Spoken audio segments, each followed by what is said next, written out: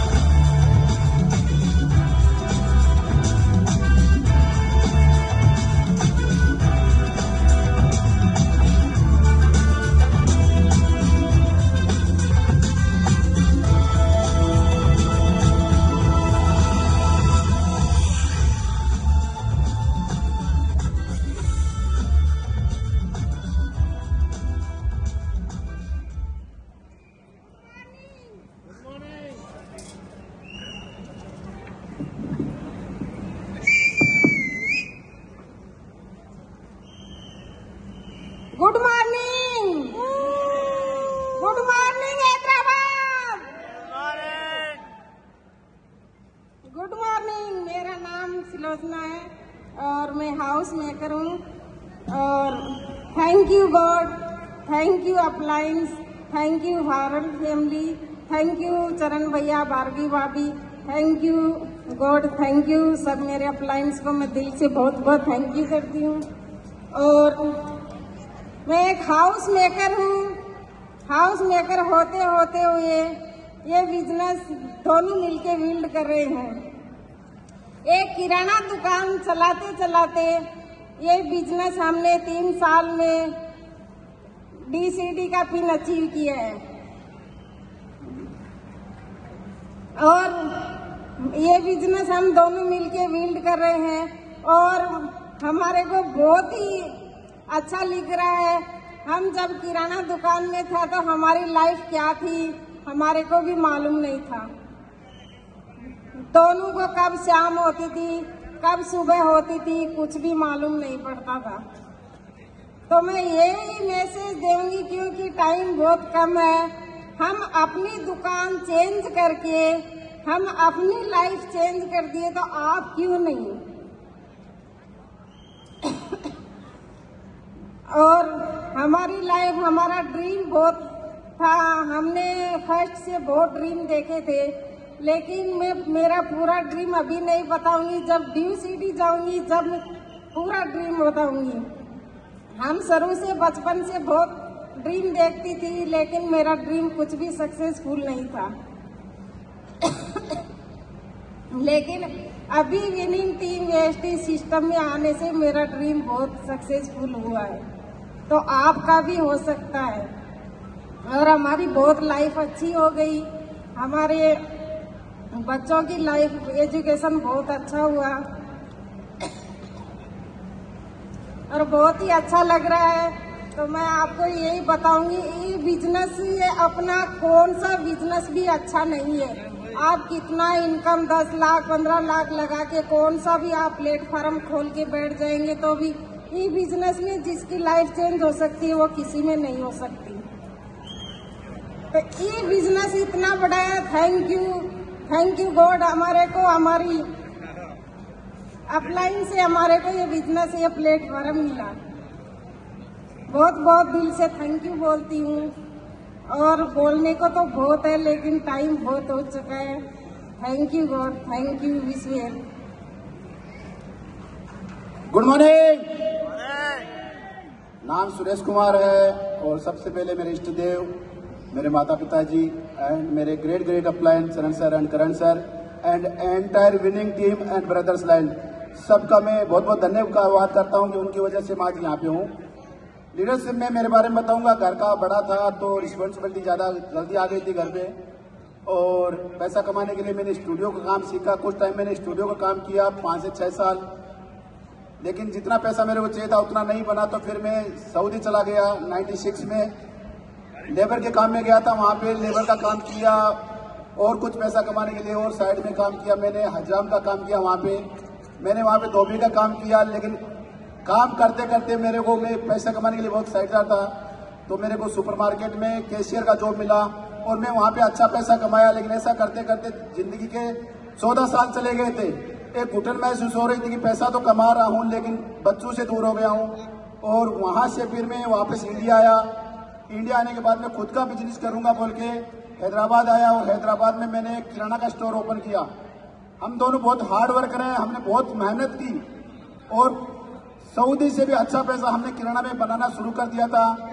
लेकिन साथ में ही हमारी हेल्थ खराब हो रही थी।